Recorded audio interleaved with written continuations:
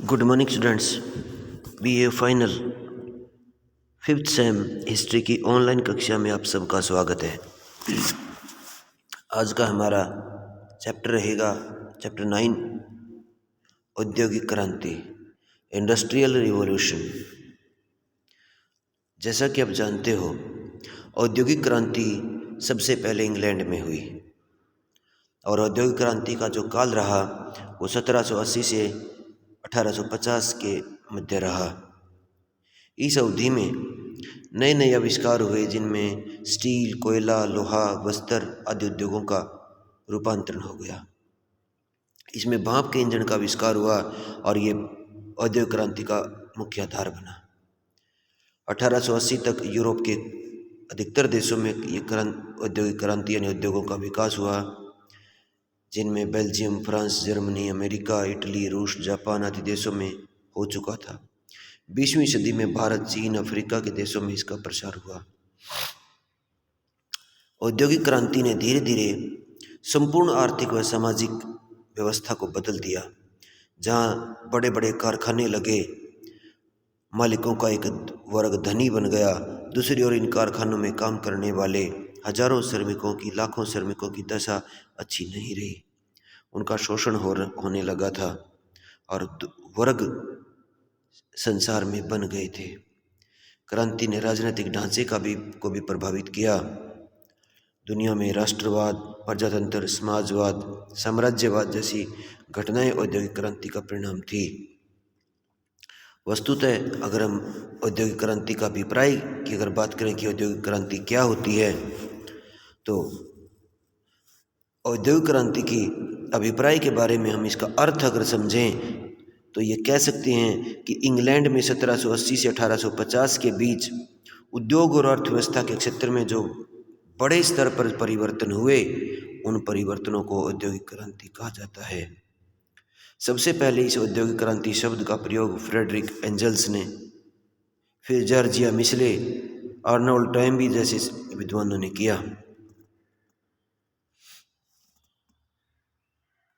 18वीं शताब्दी में हुए ये जो परिवर्तन थे इंग्लैंड, फ्रांस, जर्मनी में, ये इतने पूर्ण थे कि इन्हें शीघ्रता और इतनी शीघ्रता से हुए कि इन्हें क्रांति की संज्ञा देना उचित है।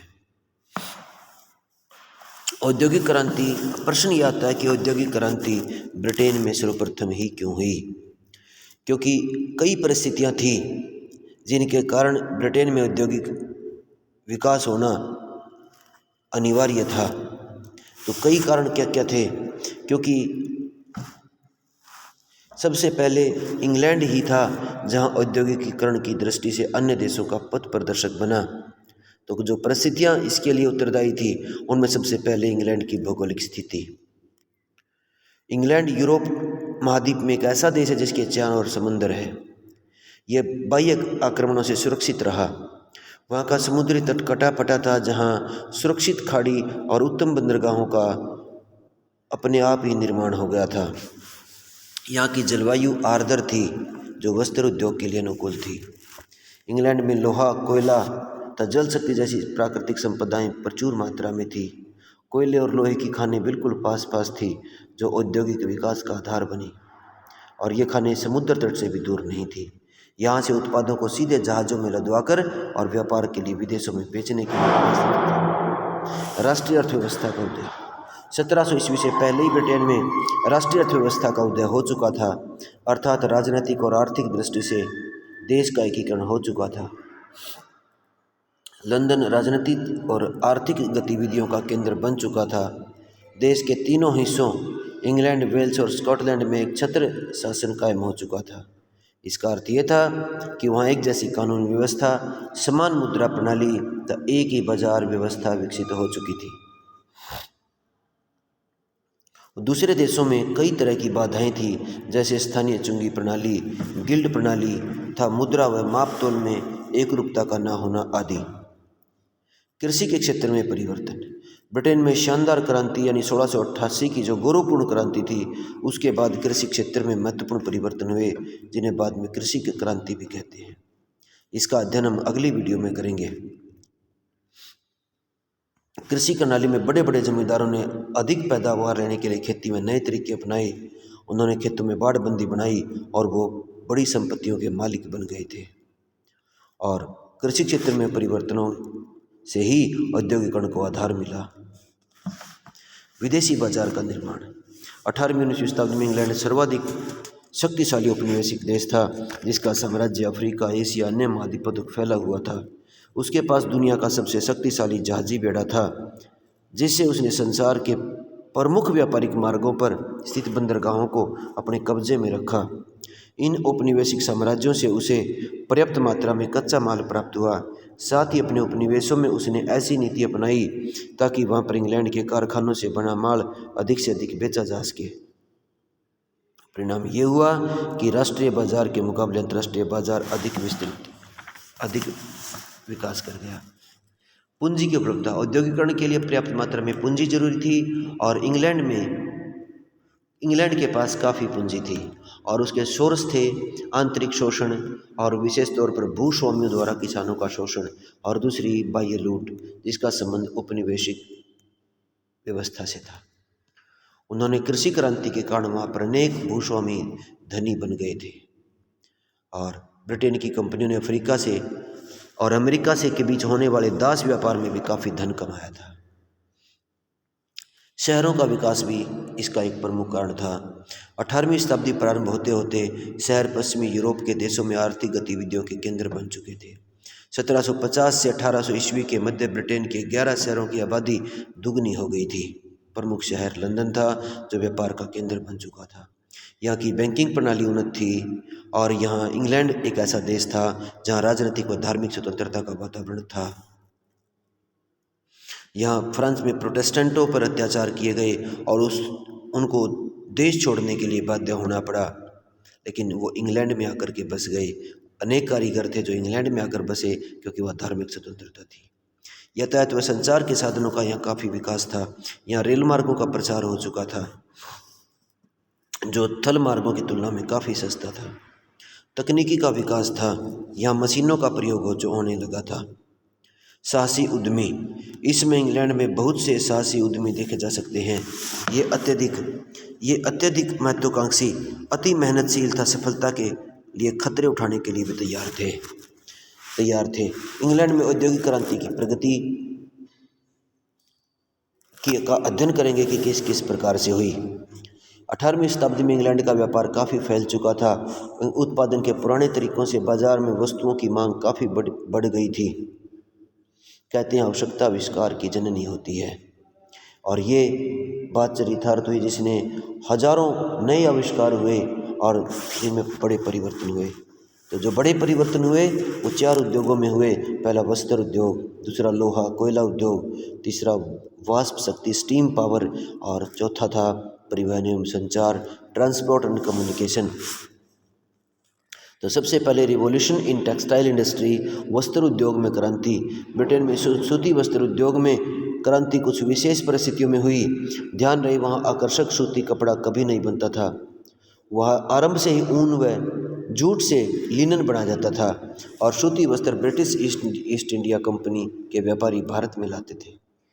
ब्रिटेन के निर्माता भारतीय कपड़े से ईर्ष्या रखने लगे क्योंकि वहाँ इनकी मांग ज़्यादा थी। इंग्लैंड में उपन्यासकार थे रॉबिन्सन क्रूसो। वो कहते थे कि भारतीय वस्त्र उनके सैन्य कक्ष में घुस गए हैं। इतना नहीं, भारतीय माल के बदले सोना चांदी देना ब्रिटेन के लोगों को खटकता था और इंग्लैंड में ही वस्त्र बनाकर वो सूती वस्त्रों की इस बढ़ी हुई मांग से अत्यधिक लाभ कमाना चाहते थे। इसके लिए उन्होंने फ्लाइंग शटल का आविष्कार किया। इस लकड़ी के मशीन से बुनाई में तेजी आई। अब एक बुनकर दुगना कपड़ा बन सकता था। स्पिनिंग जेनी, ये कताई पहले हाथ से होती थी। अब मशीन को ब्लैकबर्ग के काश्तकार जेम्स हारग्रीव्स ने 1756 में बनाया। इसका नाम स्पिनिंग जेनी रखते थे। अब जिससे एक ही साथ सूत के 8-10 तार कसे जा सकते थे। वाटर फ्रेम मशीन आई। इस वाटर फ्रेम का नाम इसे क्यों दिया गया? इसे मजबूत सूती धागा तैयार किया जाने लगा। इससे पहले सूत में लिनन मिला जाता था और यह मशीन जल शक्ति से चलती थी, अतः इसे पानी के बहाव के पास कारखाने में लगाया गया। इसके बाद म्यूल, सूत काटने की अन्य एक मशीन थी म्यूल, उसका विकास हुआ। पावरलूम का विकास हुआ। अब वे फ्लाइंग शटल का प्रयोग करने लगे थे। पावरलूम यानी शक्ति चालित करघे का आविष्कार अब किया गया। सिलेंडर प्रिंटिंग व ब्लीचिंग का विकास हुआ।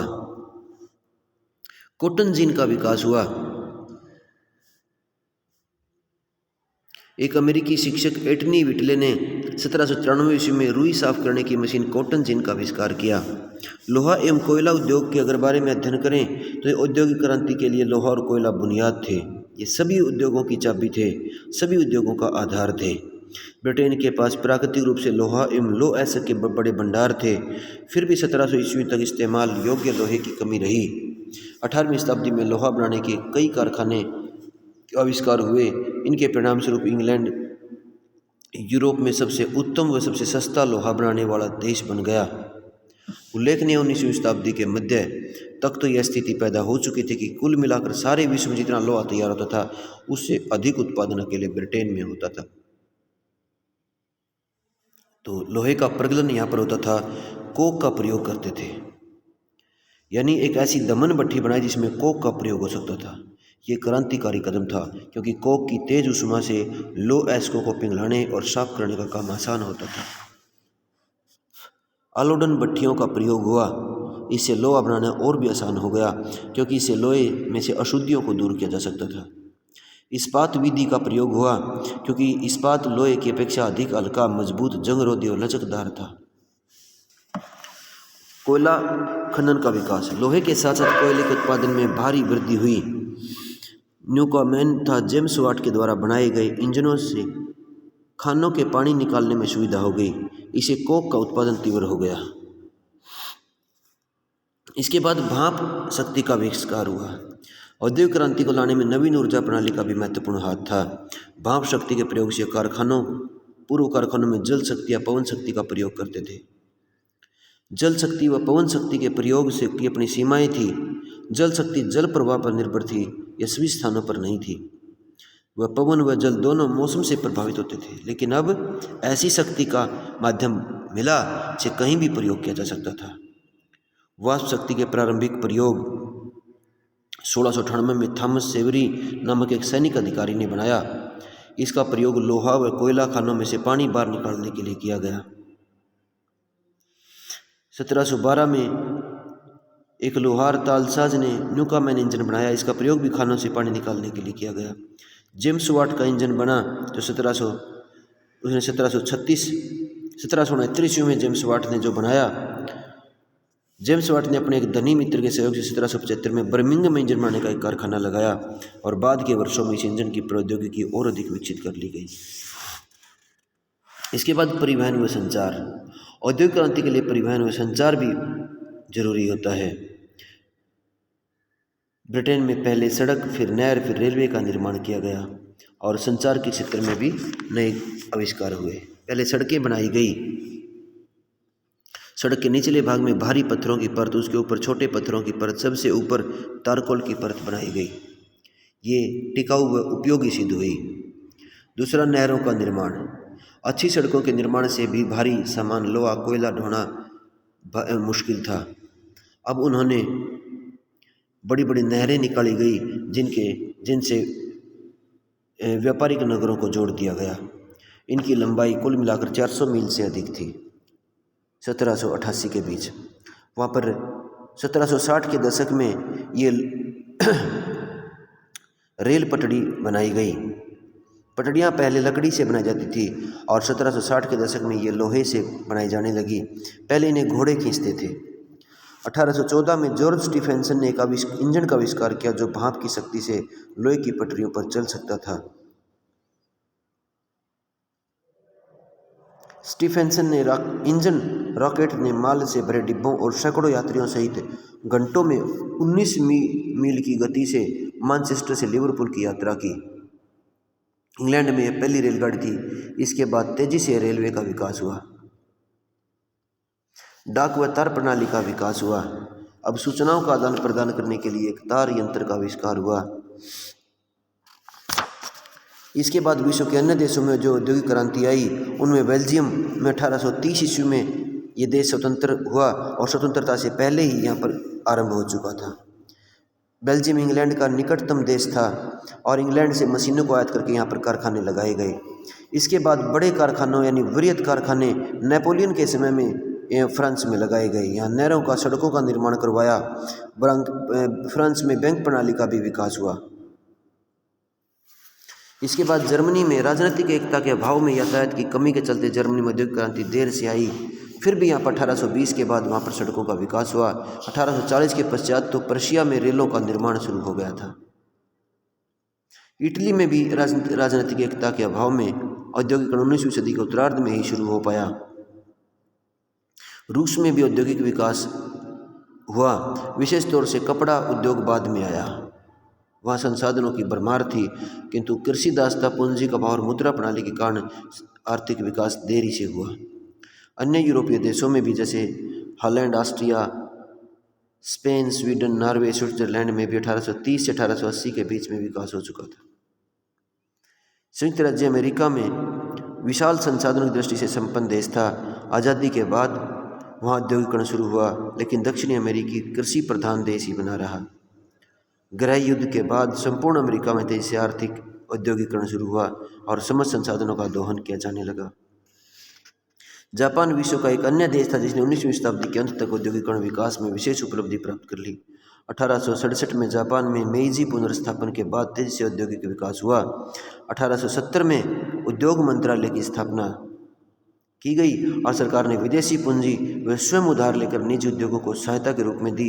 इसका लाभ उठाकर जापान के कई परिवारों ने उद्योग, व्यापार, वाणिज्य, बैंकिंग, यातायात के क्षेत्र में अभूतपूर्व सफलताएं अर्जित की। औद्योगिक क्रांति के जो प्रभाव थे उनमें सबसे पहले आर्थिक प्रभावों का अध्ययन करेंगे। इससे कुटीर उद्योगों का ह्रास हो गया। अब बड़े कारखानों में सामान बनने लगा और अनेक कारीगर मजदूर बन गए। कारखाना पद्धति की स्थापना हो चुकी थी और इन कारखानों में बड़ी इमारतों में अब निर्माण होता था, जो स्वचालित मशीनों में निर्माण होता था, जिसमें बड़ी संख्या में पुरुष, स्त्रियों, बच्चों को काम पर लगाया जाता था। बड़ी संख्या में मजदूर एक साथ काम करते थे। उत्पादन था, राष्ट्रीय आय में वृद्धि हुई। औद्योगिक नगरों का विकास हुआ। अब बड़े बड़े नगरों की स्थापना होने लगी थी, जैसे लंकाशायर, लिवरपूल व मैनचेस्टर इंग्लैंड के नए नगर थे। साम्राज्यवाद का प्रसार हुआ और औद्योगिक क्रांति का एक आर्थिक दुष्परिणाम साम्राज्यवाद भी था, जिसे लेनिन ने पूंजीवाद की चरम सीमा पर पहुंचा दिया। क्योंकि इंग्लैंड में वस्तुओं का उत्पादन बड़े पैमाने पर होने लगा और उसको बेचने के लिए उन्होंने बड़े बाजार की ज़रूरत थी। उन्होंने एशिया, अफ्रीका के देशों पर अपना साम्राज्य स्थापित किया और अपने उपनिवेश बनाए और इसी से प्रथम व द्वितीय विश्व युद्ध का बीजारोपण हुआ। इससे बेकारी की समस्या आई, क्योंकि अनेक उद्योगों में काम करने वाले जो लोग थे उसने बेरोजगारी को जन्म दिया। क्योंकि यंत्र चालित उद्योगों व कारखाना पद्धति के कारण बहुत से लोगों को काम मिलना बंद हो गया और जिसके कारण व्यापारिक मंदी के कारण मजदूरों को छुट्टी कर दी जाती थी और जिससे बेकारों की संख्या में और वृद्धि हो जाती थी। आर्थिक अंतर्निर्भरता। औद्योगिक क्रांति से पूर्व सभी देश आर्थिक रूप से आत्मनिर्भर थे, लेकिन उनकी आवश्यकता वो स्वयं आवश्यकताओं की पूर्ति कर लेते थे। अब औद्योगिक क्रांति ने जहाँ एक और साम्राज्य को जन्म दिया, वहीं दूसरी ओर एक दूसरे पर आर्थिक अंतर्निर्भरता का भी उदय हुआ। आज दुनिया का कोई भी राष्ट्र स्वयं आत्मनिर्भर नहीं है और इसी ने पूरे संसार को एक सामाजिक मंडी बना दिया।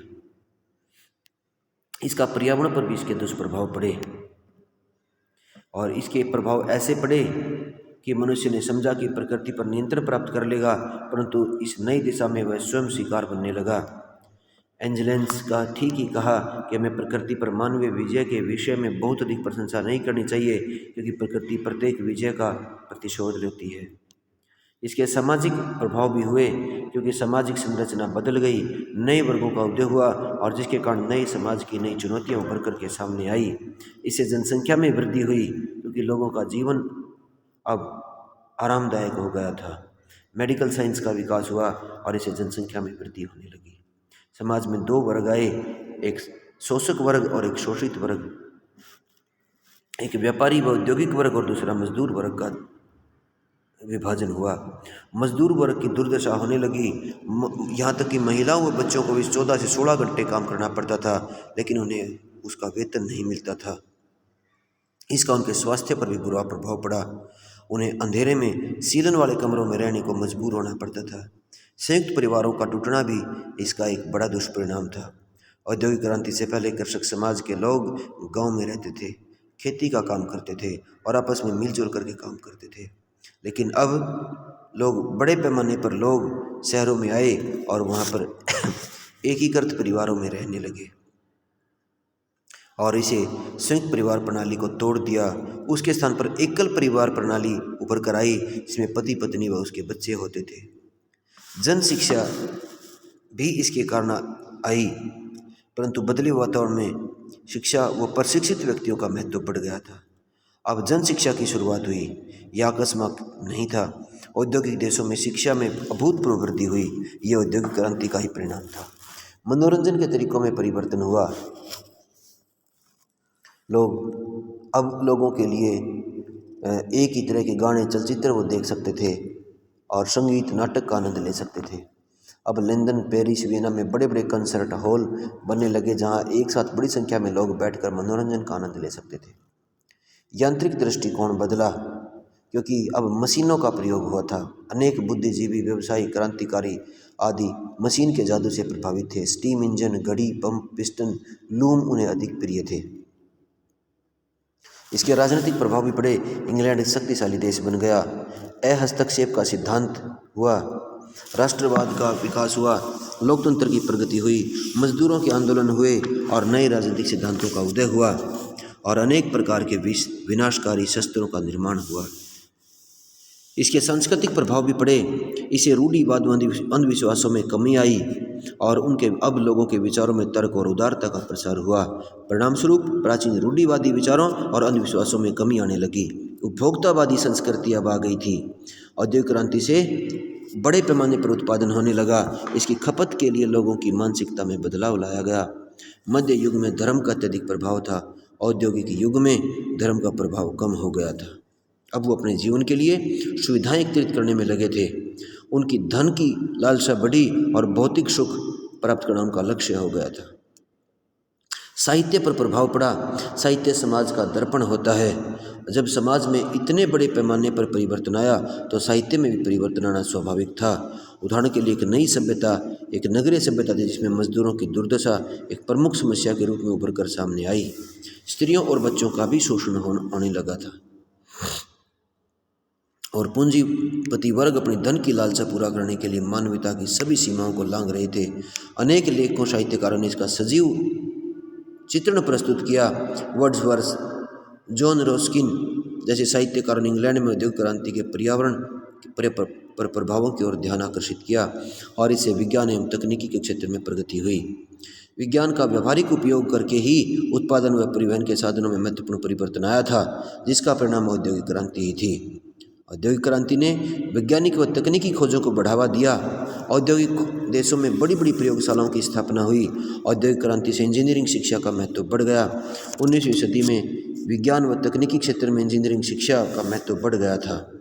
19वीं सदी में विज्ञान व तकनीकी क्षेत्र में असाधारण प्रगति हुई, जिससे औद्योगिक क्रांति को भी नई दिशा प्रदान की। ये एग्ज़ाम के लिए भी बड़ा महत्वपूर्ण क्वेश्चन है।